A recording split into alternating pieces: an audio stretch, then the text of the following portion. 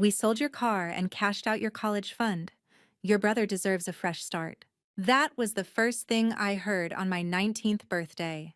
No happy birthday, no candles, no joke about me almost being 20. Just that sentence, dropped on the kitchen table like a bomb. I was still in my pajamas, hair a mess, feet freezing on the tile. I had come downstairs because I smelled coffee and dared to hope there was a cake box hiding somewhere. Instead, there was a stack of papers. My mom sat on one side of the table, hands folded too neatly, eyes a little too bright, like she had practiced this speech in the mirror. I stared at her, waiting for the punchline. It did not come. She pushed the top sheet toward me. "This is a loan agreement," she said. "Your brother owes $25,000. If you co-sign, the bank will restructure it. If you don't, we cannot afford both of you under this roof anymore." My name was already typed on the dotted line, like my decision was just a formality. My throat tightened. "You sold my car," I repeated slowly. That old car was not much, but it was mine. I had worked nights and weekends to help pay it off. "And my college fund?" "We had no choice," she said. "He needs a chance to fix his life. You are smart.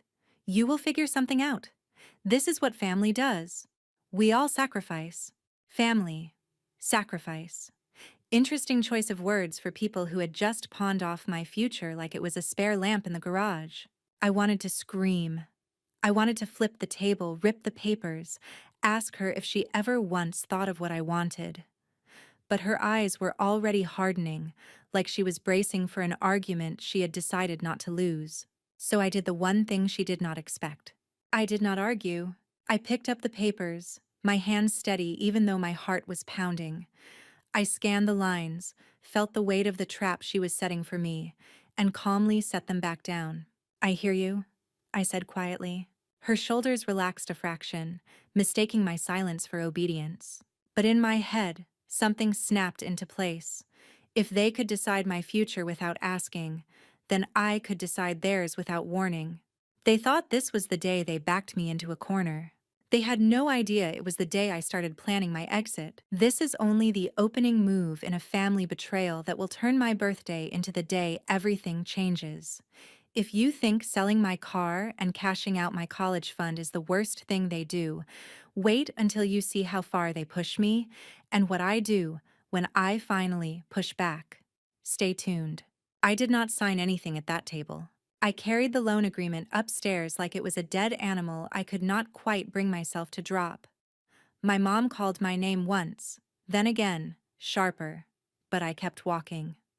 My bedroom door clicked shut behind me, and the moment the latch caught, the mask slipped. My hands started shaking. I pressed my back against the door and slid down to the floor, the papers crumpling in my fist. 19. On my birthday. They had already sold my car without telling me. They had already emptied the account I had stared at 100 times, whispering, "That is my way out." And now they wanted me to chain myself to someone else's debt on top of it. I could have cried. Instead, I opened my closet. Suitcase first, then the small duffel bag. I moved automatically, like my body had rehearsed this moment in secret for years. Essentials only. Clothes I actually wore. My laptop. Notebooks filled with unfinished stories. The worn paperback I reread when I needed to remember there was a world beyond this house. Chargers, toothbrush, a folder of documents I kept in a shoebox under my bed. My birth certificate, my social security card, the last printed statement of my college fund from before I stopped checking because looking hurt too much. I glanced at the numbers. They had seemed small but precious back then, built from scholarship deposits and prize money. Enough to make community college feel like a springboard instead of a dead end. Now, they were just proof of what I had lost. A knock sounded at my door. My mom's voice came through, too bright.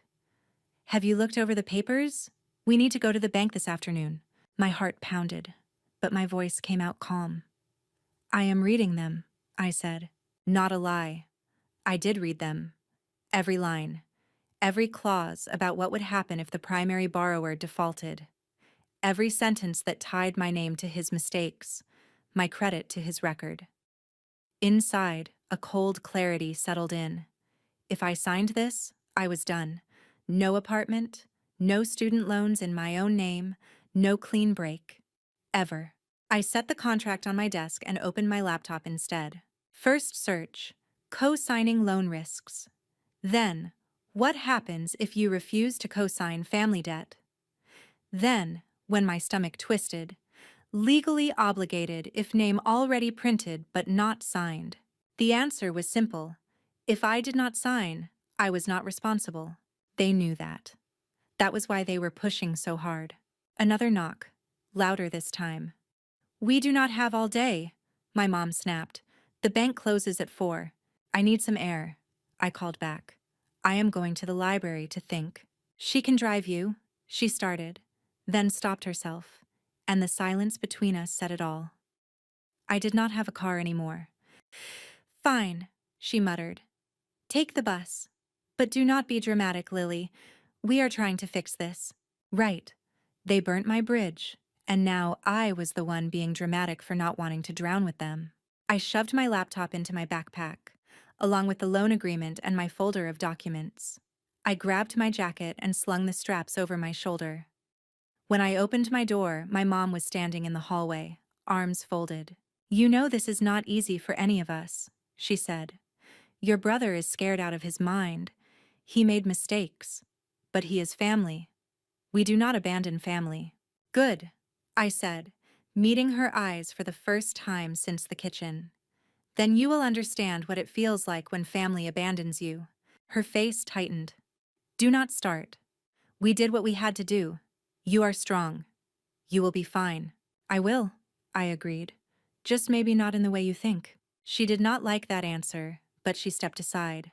I walked past her, down the stairs, through the front door without looking back. The air outside was cold and sharp in my lungs. It felt like the first honest breath I had taken in months. The bus ride to the library blurred by in a haze of fluorescent light and strangers' conversations. Every time my phone buzzed, my stomach knotted. By the time I sat down at a corner table, it was already vibrating nonstop. "Mom," unknown number. Then the name I had been avoiding. My brother. I stared at the screen until it stopped. Then it started again. Finally, I swiped to answer. "Where are you?" he demanded, voice rough, like he had been crying or yelling. "She said you walked out. You cannot just disappear like that. We have a meeting at the bank." "I am at the library," I said. Thinking. "Thinking about what?" "You just have to sign, and they will restructure. It is not a big deal." Not a big deal. $25,000 tied to my name, to someone who had already proven they did not care about consequences. "You know what it means if I sign," I said quietly. "You know you cannot promise you will not mess up again." Silence crackled on the line. "This is my second chance," he said finally. "You are supposed to have my back. I had your back when you tanked your first semester and Mom used my savings to keep you enrolled. I had your back when you wrecked your old car and they dipped into my fund to pay the difference. At some point, I am not your safety net. I am just the ground you keep smashing into." "That is not fair," he shot back. But there was panic under the anger now. "You are overreacting. Mom said if you walk away from this, you walk away from us." "Maybe she should have thought about that before she sold my car," I said. "Listen, I am not signing. I am not putting my name on your debt. Not this time. Not ever." "You do not mean that," he whispered. But I did. For the first time I did. I ended the call before he could argue. My hands were steady now, steadier than they had been all morning, because the decision was made. I was done begging for a place in a family that had already chosen who was worth saving. This is where the line is drawn. Either I keep sacrificing myself for a brother who never learns, or I finally bet on my own future. You have heard what my mom put on the table. You have heard what I refused to sign. But you have not seen what happens when I stop playing by their rules and start quietly rewriting the script. Do not go anywhere. Once the decision not to sign solidified in my chest, The fear shifted. It did not disappear, but it changed shape, from a vague dread into something sharper and almost useful. If I was not going to be their bailout, I needed to know exactly what they had already done in my name. Information first, emotion later. I spread my papers out on the library table.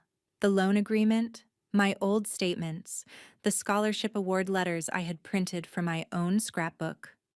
On my laptop, I opened my online banking and student portal accounts. Passwords I had memorized months ago suddenly felt like lifelines. The balance where my college fund should have been was brutally clear. Zero. Not a cent. I scrolled back through the transaction history. Withdrawals, transfers, fees. The dates lined up with the times my brother had emergencies. A tuition shortfall here. A medical bill there. A mysterious credit card payoff that I knew did not belong to me. It was not just one desperate decision. It was a pattern. Quiet withdrawals made behind my back, each one wrapped in the same excuse. We will fix it later. You will understand when you are older. Well, I was older, and I understood perfectly. I opened another tab and started searching again. Legal rights, misused funds family.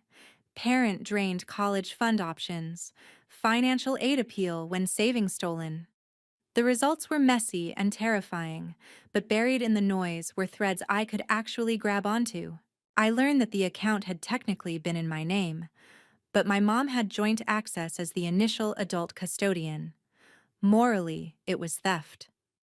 Legally, it was a gray area unless I took it to court, and even then the outcome was uncertain. But there was one thing I knew for sure.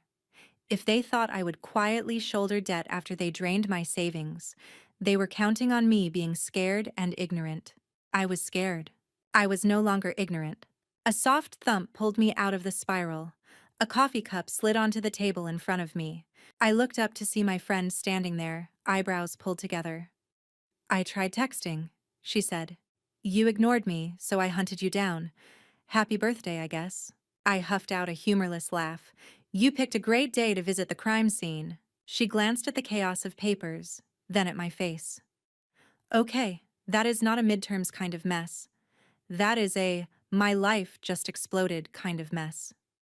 Talk. So I did. Not all at once, but in jagged pieces. The car, the fund, the loan, the ultimatum. Her expression shifted from confused to horrified to furious. They did what? She demanded, too loud for the quiet floor. A few people looked up. She lowered her voice, but not the intensity. You are not actually considering signing, right? I am not signing, I said. Saying it out loud made it more real. But if I do not, they say I have to leave. She sat down hard. So leave. It is my home, I shot back automatically. Then I stopped. Is it? My home had become a place where my worth was measured in what I could sacrifice. She leaned in, elbows on the table. You have been talking about getting out since we were 15. You have grades, talent, scholarships. You are the only one in that house who seems remotely prepared for adulthood. You do not need them to choose you. Choose yourself. I do not have a car. I do not have savings. I do not have rent money, I pointed out. All I have is a duffel bag, a suitcase, and a brain that may or may not be worth anything to admissions committees. She rolled her eyes. Stop. You have more than you think. You have me. I have a couch. My parents like you more than they like my brothers. We can figure out rent and part-time jobs later. And you can appeal your financial aid. You just need proof you are not the one who emptied the account. I glanced at the screen. I have timestamps. I have statements. I can request full records from the bank. An idea began to form, sharp and dangerous. If they think I am just going to sit there and act grateful, they are in for a surprise. Her lips curled into a grim smile. Revenge via adulthood. I like it. It is not about revenge, I said, but even I did not fully believe it. It is about not letting them bury me with someone else's debt. Call it whatever you want, she said. But you are allowed to be angry. You are allowed to protect yourself. That does not make you selfish. It makes you sane. My phone buzzed again. Mom, then brother, then mom again. No messages, just calls. I powered it off. Okay, I said. Step 1. I need every piece of paper that proves what they did. Step 2. I need to talk to the financial aid office and explain before they assume I am lying. Step 3. I swallowed. Step 3 is figuring out where I actually live if I follow through. You can crash at my place tonight, she said without hesitation. If your family blows up your birthday, the least I can do is give you a bed and cheap takeout. The knot in my chest loosened a fraction. You sure? Absolutely. My mom has been waiting for an excuse to adopt you for years. I smiled, a real one this time. Then I guess step 4 is telling my family I am not going to the bank with them, and that I am not coming back the way they expect. Do you want backup? She asked. I thought about her standing in my living room, watching my mom try to guilt me into signing away my future. I thought about my brother's excuses, my dad's silence. No, this part needed to be mine. I need to do it alone, I said. But if it goes badly, I might show up at your door with more luggage than you bargained for. She lifted her coffee in a mock toast. 2 worst-case scenarios becoming better than whatever this is. I clinked my cup against hers. By the time I left the library, my fear had teeth and a spine. It was still there, but it was not in charge anymore. I knew what I would say when I walked back into that house. I knew which lines I would not cross. And for the first time, I knew that if they forced me to choose, I would choose me. You have seen the ultimatum they gave me and the decision I made.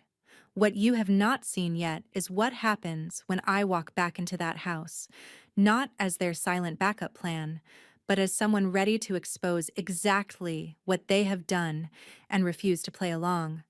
The next part is where the real cracks start to show. Keep watching. Walking back into the house that evening felt like stepping onto a stage where everyone else had rehearsed their lines and I had decided to improvise. The lights were on.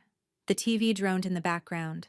My suitcase and duffel bag were still hidden under my bed upstairs, half packed.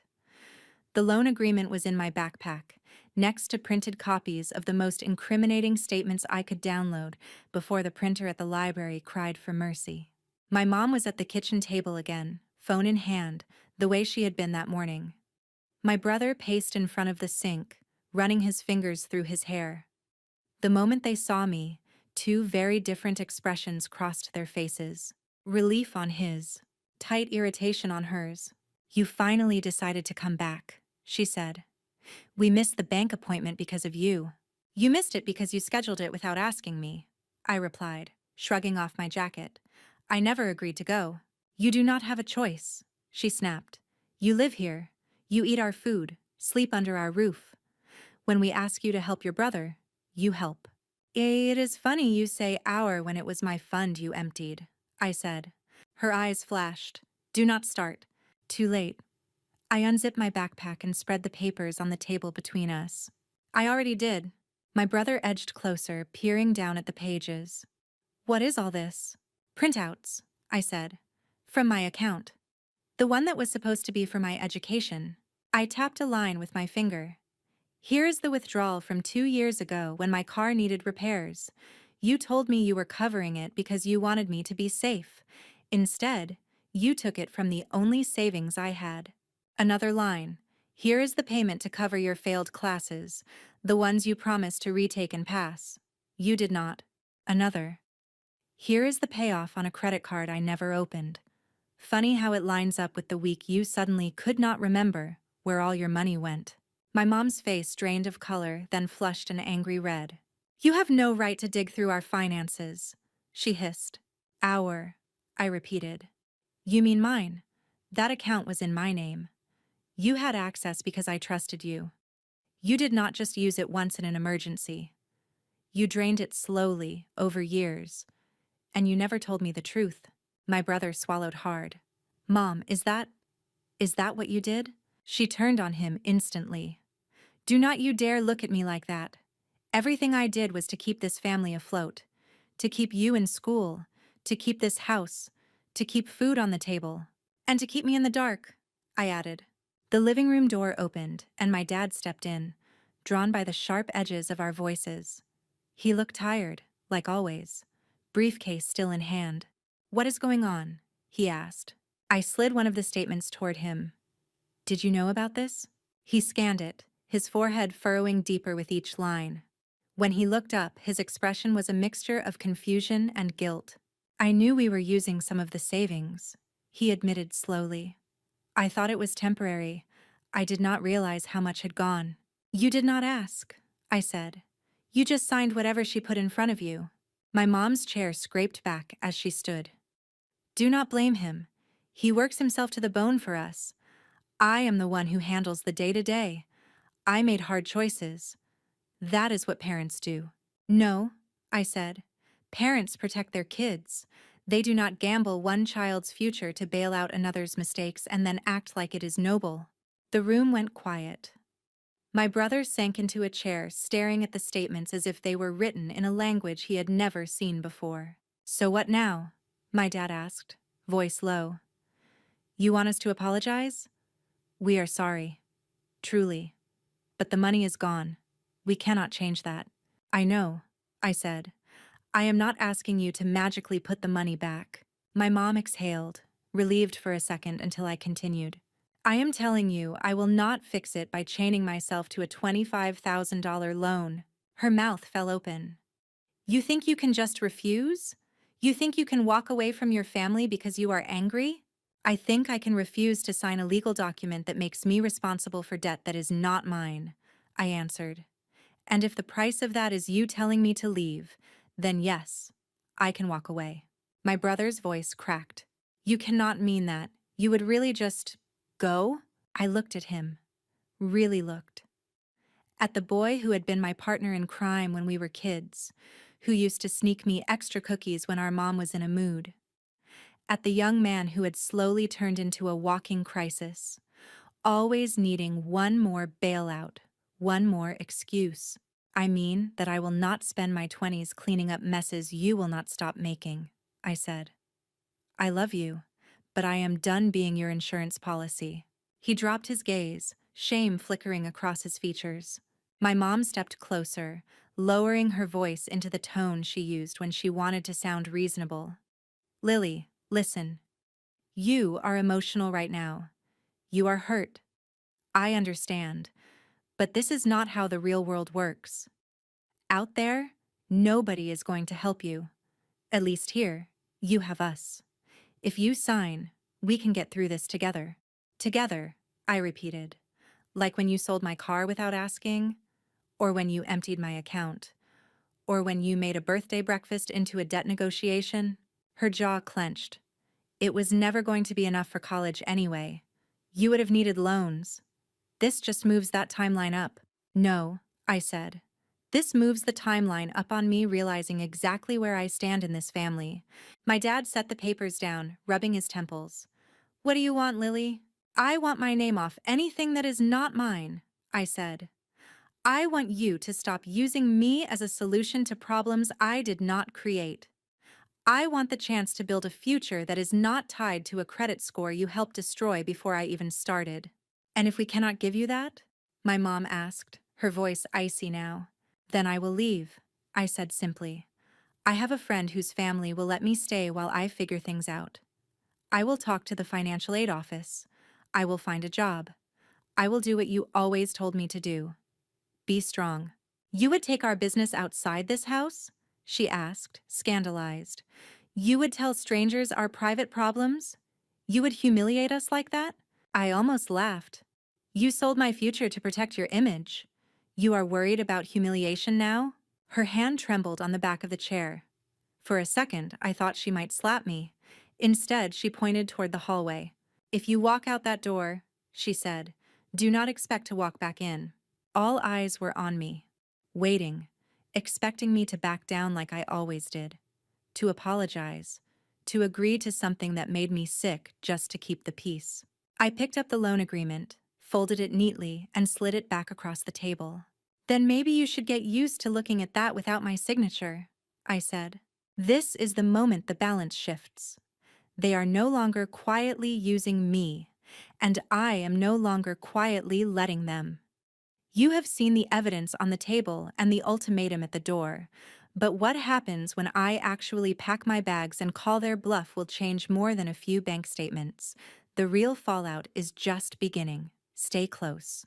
The house did not explode that night. In some ways, that was worse. Instead of a screaming match or dramatic exits, we drifted into a cold, brittle silence.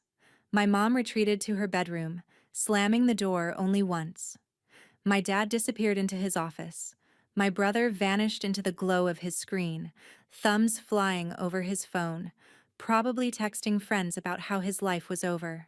I stayed at the table for a long time, staring at the loan agreement like it was a snake in a glass box. Dangerous, but contained. As long as I did not open it. Eventually, I gathered the papers, slid them back into my backpack, and went upstairs. My room looked the same as it had that morning. Posters on the walls, the stack of books I had been meaning to read, the chipped mug on my nightstand. But now, every familiar object felt temporary. Borrowed. I pulled the suitcase and duffel bag out from under the bed and finished what I had started. Clothes, rolled tight, notebooks, laptop, chargers. The shoebox of documents went in last. I left behind the things that would not fit. The stuffed animal I had since I was 6, the framed photo of my family at a theme park before everything got so complicated, the trophies my mom insisted we keep on display even after the plastic started to yellow. At the bottom of the drawer, I found the keys to the car that was no longer mine. The dealership probably had it parked in a lot already, price sticker slapped on the window. I held the keys in my hand for a moment, feeling the ghost of the steering wheel under my fingers, the way freedom had once sounded like the rattling engine and bad radio reception. Then I set the keys on my desk. They were useless to me now. My phone buzzed on my pillow. A text from my friend. My parents said it is fine. We cleared the couch. Come over whenever you are ready. We have pizza and ice cream. Birthday emergency kit. My chest tightened with gratitude and grief in equal measure. This was not the 19th birthday I had imagined, but maybe it was the one I needed. I texted back, I am leaving in the morning. It would have been easier to sneak out that night, to slip away while everyone slept, avoiding one last confrontation. But that was how I had lived my whole life in this house. Quiet, careful, invisible. If I was really going to change, I had to be visible at least once. I had to say the words out loud, so I set my alarm early and lay in the dark, listening to the muffled sounds of my family moving around the house, the creak of floorboards, the TV turning off, a door closing, another, voices rising, then fading. At some point, my brother knocked on my door. Come in, I said. He cracked it open, then stepped inside, hands jammed in the pockets of his hoodie. You really are not going to sign? He asked, skipping hello. No, I said. He swallowed. They are freaking out. I know. They keep saying you will change your mind, he continued, eyes flicking to the half-packed bags. They think you are just making a point. I am, I said. The point is that I am done letting them make decisions for me and pretending it is love. His shoulders sagged. You are really going to leave? For real? I took a breath. For real. He sank onto the edge of my bed, staring at the floor. What am I supposed to do? Figure it out, I said, softer than I felt. Like I have always had to. He winced. That is not fair. Neither is any of this, I replied. But I am not the one who gambled with your tuition, or racked up credit card debt, or ignored every warning sign until it became a 5-figure problem. I am allowed to refuse to drown with you. He looked up, eyes shining. Are you going to hate me? The question hit harder than I expected. I do not hate you, I said. I hate what you did. I hate that you keep letting Mom clean up your messes by burning my life down. I hate that you never asked what it cost me when they used my fund for your emergencies. I did not know it was that bad, he whispered. You did not want to know, I corrected, because then you would have had to feel guilty. Congratulations. Now you do. He flinched like I had hit him, but he did not argue. Do you really think you can do this on your own? He asked. There was genuine fear in his voice now, but for once it was not about his problems. It was about mine. Yes, I said. Or at least I am willing to try. I would rather struggle on my own terms than stay here and pretend this is normal. He nodded slowly, then stood up. He paused at the door, hand on the knob. If you go, he said, everything is going to fall apart. I know, I said. Maybe it needs to. When he left, I locked the door and sat on the edge of my bed, heart hammering. Part of me wanted to run after him, to take it all back, to pretend I could live with this if it meant keeping things familiar. But familiar was killing me. Morning came too fast. The alarm shrieked at 6. I dressed in jeans and a hoodie, the same clothes I wore when I had to present in class and wanted to look like I had it together. I zipped my suitcase, hoisted my duffel over my shoulder, and took one last look around the room. Then I opened the door. The hallway was quiet. My parents were already awake. I could hear low voices in the kitchen. My brother's door was shut. Light seeped out from the crack at the bottom. Step by step, I went downstairs. My mom stood at the counter with a coffee mug, eyes red-rimmed. My dad sat at the table, the loan agreement in front of him. Neither of them spoke at first. Finally, my dad cleared his throat. You are really doing this?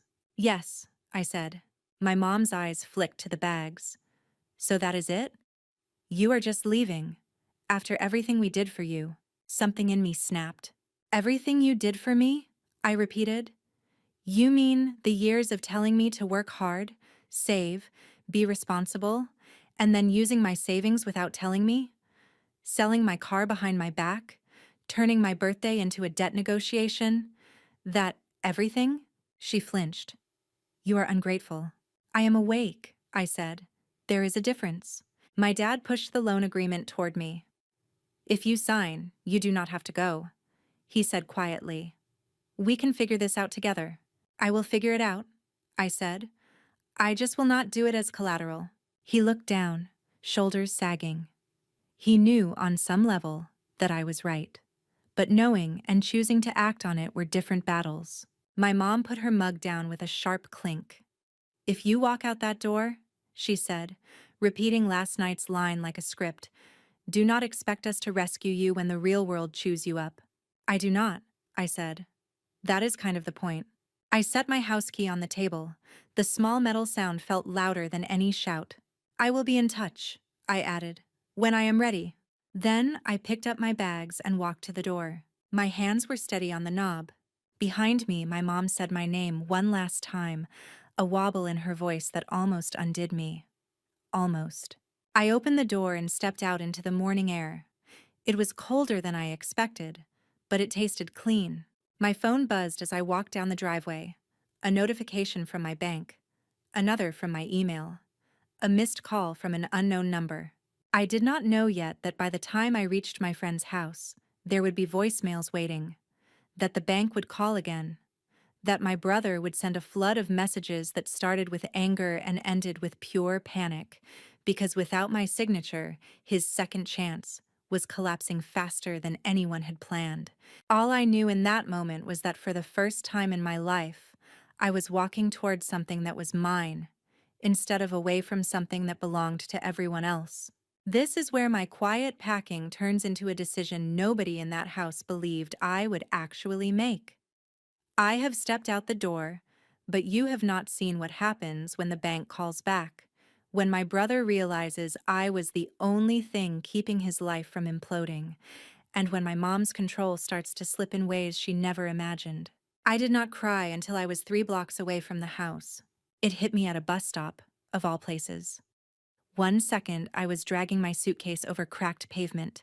The next, my vision blurred and my throat burned. I sat down on the cold metal bench and buried my face in my hands, breathing through the ache. I was not crying because I regretted leaving. I was crying because it should never have come to this. By the time I reached my friend's house, I had mostly pulled myself together. Her mom opened the door before I could knock twice. There she is," she said, pulling me into a hug that smelled like laundry detergent and coffee. "Happy birthday, sweetheart. Rough one, huh?" My voice wobbled. "You have no idea." "Actually," she said gently, "I think I do. Come in. We will figure this out." The couch was already made up with clean sheets and a ridiculous number of pillows. There was pizza on the coffee table and a cheap grocery store cake with my name scribbled on top in slightly crooked blue icing. Someone had stuck 19 candles into it, unlit. "We were not sure if you would make it," my friend admitted, lighting a match. "But we thought, just in case." I stared at the cake, at the tiny flames flickering to life. 19 wishes, if you believed in that sort of thing. I did not. Not really. But I closed my eyes anyway and made exactly one. Let this not be for nothing. When I blew out the candles, the room smelled like smoke and sugar and something like possibility. We ate pizza and cake and watched some stupid show none of us really paid attention to. My phone sat on the coffee table, screen down. I could feel it buzzing intermittently, like a heartbeat out of rhythm. "You can check it," my friend said finally. "Or you can turn it off again. Your choice." I flipped it over. Missed calls, voicemails, texts. "Mom. Call me back right now." "Mom. I am serious. Young lady." "Dad. Please let us know you are safe." "Brother. What are you doing?" "Brother. They are losing it." "Brother. The bank called." That last one made my stomach drop. I opened his message. "Brother. They said you did not show and never signed. They are saying I do not qualify for restructuring without a cosigner. If this goes to collections, I am screwed." Another ping. "Brother, you have to fix this, please." I stared at the screen until the words blurred. Then I took a slow breath and typed back. "Me. I told you I was not signing. I meant it." "Me. You need to talk to them yourself and figure out what your options are." The reply came fast. "Brother. There are no options. They said my credit is already trash. They will tack on fees. They can sue. You do not understand." My chest tightened. I did understand. That was the point. "Me. I am sorry you are scared, but I am not tying myself to your debt. I am done being the backup plan." There was a long pause, then one final message. "Brother, if this ruins my life, it is on you." The words were like a punch, but under the hurt, a colder thought settled. "No, it is on you. You made the choices. I am just refusing to hide the consequences." I put the phone down. "You okay?" my friend asked quietly. "No," I said honestly, "but I am not going back." "Good," she said. "Sometimes not okay is still better than what you left." The next few days blurred into a new kind of routine. I slept on the couch, woke up early, and spent hours on the phone and in front of a screen, untangling the mess my parents had wrapped around my life. First, the bank. The loan officer sounded surprised when I called. "You are the co-signer?" he asked. "I was supposed to be," I said, "but I have not signed anything, and I am not going to." "I wanted to make sure that is clear on your end." He hesitated. "Our records show your name on the documents, but if you have not signed, you are not legally obligated yet. However, your parents used my college fund for his debt without my consent." I cut in. "I am 19. I did not authorize any of those withdrawals." There was a pause. I could almost hear him recalibrating. "Ma'am, I am not in a position to weigh in on family financial disputes," he said finally. "But if you believe your funds were misused, you may want to speak to an attorney or financial counselor. As for this loan, if you do not sign, your brother remains solely responsible. We will be in contact with him directly." "Good," I said. "That is how it should be." Hanging up felt like cutting the last thread they had tried to loop around my neck. Next, the financial aid office. I made an appointment and took a bus across town to campus, clutching a folder packed with statements and printouts. The counselor was a woman with kind eyes and a tired posture that said she had seen too many stories like mine.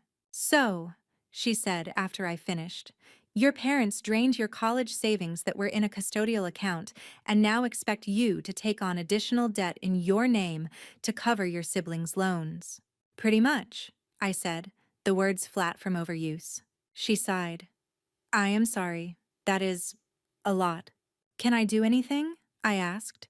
"Or am I just stuck paying for their choices for the rest of my life?"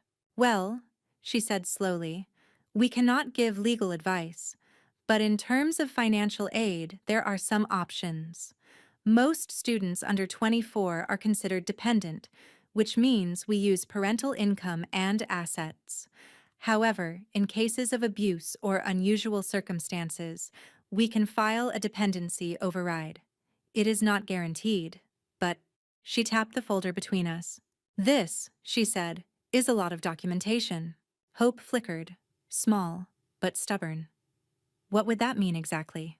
"It would mean we evaluate you based on your own financial situation, not your parents'," she explained. "You would need to write a statement describing what happened. We might ask for letters from third parties who are aware of your situation, a counselor, a teacher, a family friend. But if it is approved, your aid package could change significantly." "And my parents?" I asked.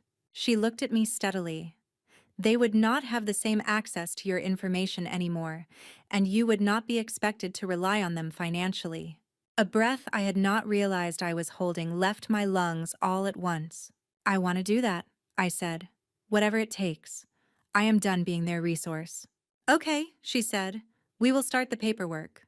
When I stepped back out into the sunlight, the campus looked different. Not magical, not fixed, but possible. I went straight to the student jobs office. By the end of the week, I had an interview for a part-time position shelving books at the library and another for working the front desk at a residence hall. It was not glamorous. It was not enough on its own. But it was something. While my future was being rebuilt from scratch, my family's carefully constructed illusion was crumbling. The voicemails from my mom shifted tone over time. The first few were pure anger. "How dare you involve strangers?" she snapped in one. "Do you know how this makes us look? You are airing dirty laundry all over town." I had mentioned what happened to the counselor and to a trusted teacher who agreed to write a letter for my appeal. Word spread, like it always does in small communities. The next batch of messages were guilt trips. "We sacrificed so much for you," she said. "Do you think we wanted to use that money? We had no choice. You are tearing this family apart." Then came the panic. "The bank is calling non-stop," she said, voice shaking. "Your brother is falling apart. They are saying things about collections and garnishment. We would not be in this position if you had just signed like we asked." I listened to that one twice, then deleted it. My brother's texts swung wildly between blame and desperation. "You ruined everything. Please, I am begging you. Just sign this one and I swear I will change. If they take me to court, it is on you. I cannot sleep. I cannot eat.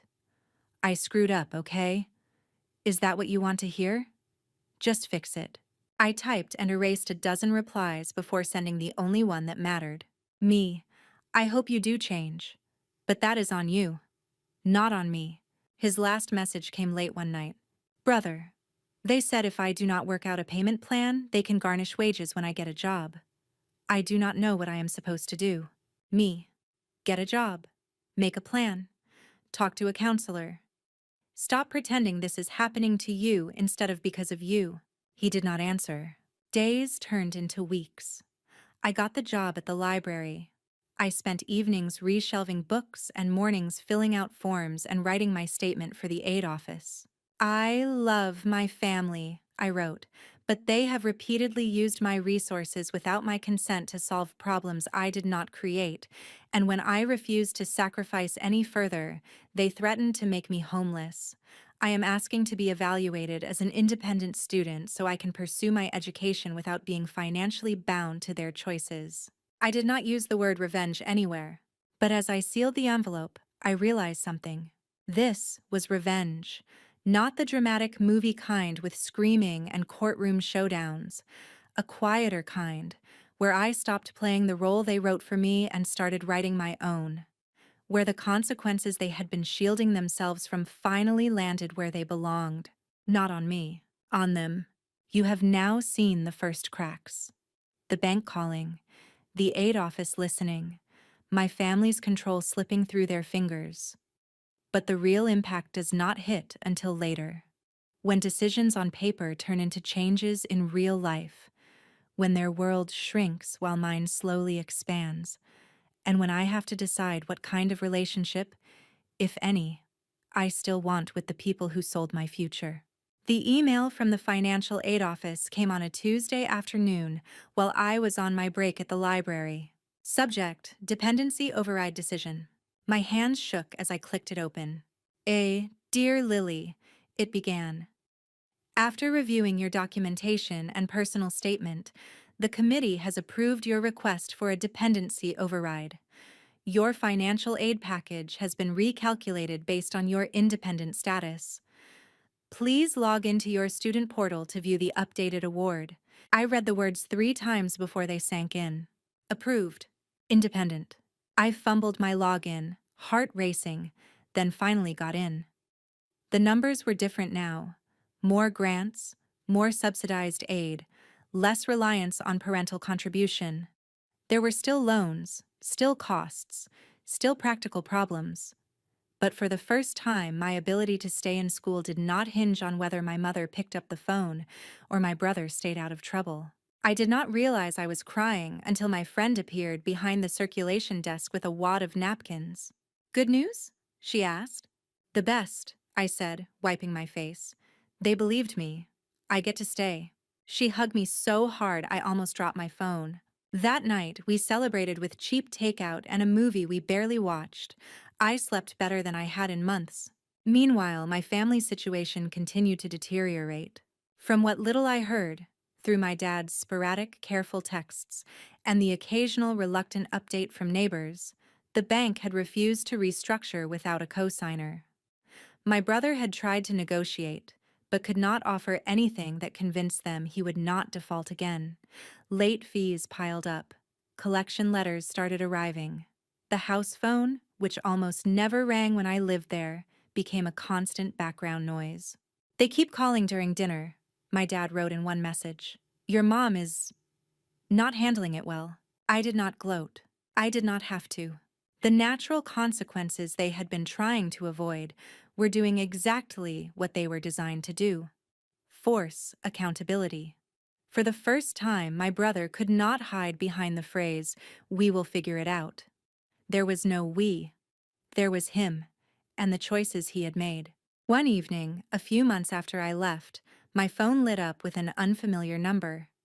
I almost let it go to voicemail, but something in my gut told me to answer. Hello? There was a pause, then a voice I knew too well. Hi, my brother said quietly. It is me. I leaned back against the wall, bracing myself. What do you need? For once, he did not sound angry, or demanding, or defensive. Just tired. I got a job, he said. That was not what I expected. Oh, at the warehouse out by the highway, he added. It is not great, but it is work. They said if I stick with it, I can move up. The pay is not enough to cover everything, but it is a start. That is good, I said carefully. I am glad you are working. I met with a financial counselor, he continued. They helped me set up a payment plan with the collectors. It is going to take years. My credit is shot. I will not be able to get an apartment on my own for a long time, or a car, or anything. I am sorry, I said, and I meant it. But I am glad you are facing it. He let out a humorless laugh. You were right. About everything. I kept thinking someone would bail me out again. That they would find a way. Mom still thinks it is unfair. She keeps saying, if you loved us, you would have signed. My stomach twisted. And you? Another pause.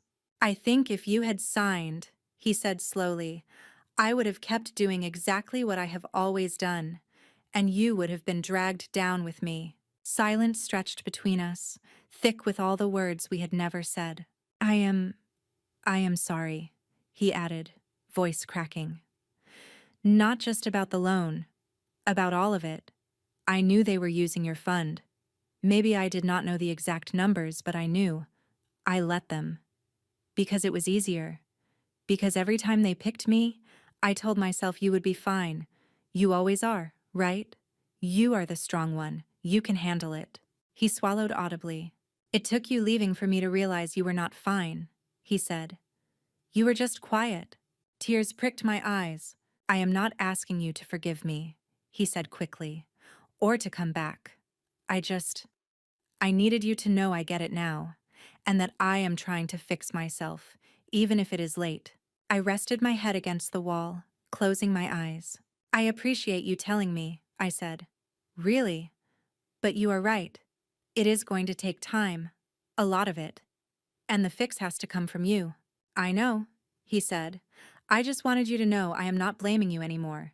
That alone felt like a small miracle. After we hung up, I sat there for a long time, thinking about how strange justice can look in real life. No dramatic arrests, no courtroom speeches, no grand confessions. Just a guy in steel-toed boots loading pallets for minimum wage, slowly paying back the money he had blown through like it meant nothing. My mom was harder. She called less often as the months passed, but when she did, her words were edged with a brittle mix of pride and desperation. You made your point, she said in one voicemail. You have your independence, your aid, your job. Are you happy now? Was I? Not in the fairy tale sense. Life was still hard. Money was still tight. I still worked late nights at the library and lived on instant noodles more often than I liked. But I woke up every morning knowing that whatever I had, or did not have, belonged to me. There was a quiet kind of happiness in that. The first time I saw my parents face to face again, almost a year had passed. We met at a coffee shop near campus, neutral ground. They looked older. My dad's hair was grayer. My mom's shoulders were hunched in a way I had never noticed before. There were deep lines around her mouth that had not been there the day she told me they had sold my car. For a moment, I almost did not recognize them as the same people. Hi, my dad said, standing awkwardly. You look good. I did not feel good, exhausted from exams and work, but I appreciated the effort. Thanks. We ordered drinks and sat down. The silence was heavy. How is school? My dad asked. Busy, I said. But good. I am on track to finish my degree. The aid office has been surprisingly helpful. I let the sentence hang there, a reminder without accusation. My mom stared into her coffee. We heard, she said finally, about the override, about the appeal. People talk. I told the truth, I said. If that makes you uncomfortable, maybe you should ask why. Her jaw tightened, then relaxed. There are things I would do differently, she admitted. The words seemed to cost her something. We felt cornered. Your brother was drowning. We panicked. We told ourselves you would understand, that you would forgive us, that you were resilient enough to take the hit. I was resilient enough to walk away, I said. There is a difference. She flinched.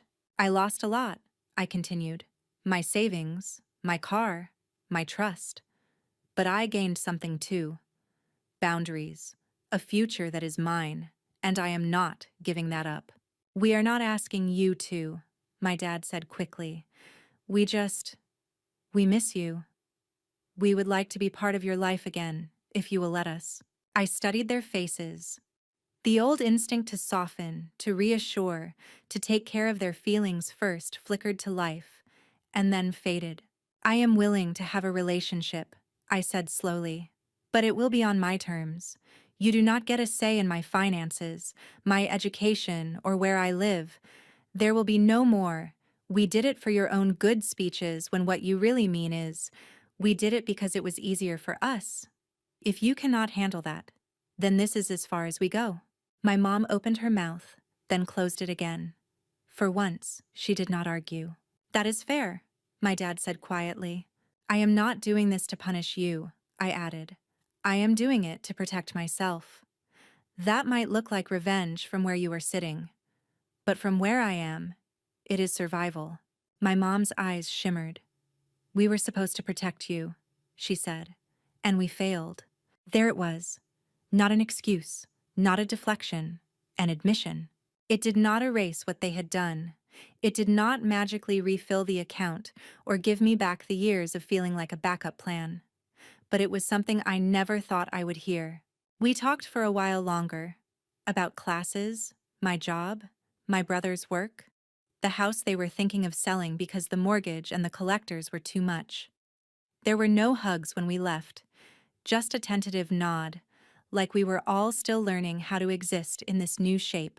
On the way back to campus, I thought about the girl I had been on my 19th birthday, standing barefoot in the kitchen while my mother slid a loan agreement across the table and told me selling my car and draining my college fund was what family does. If I could speak to her now, I would tell her this.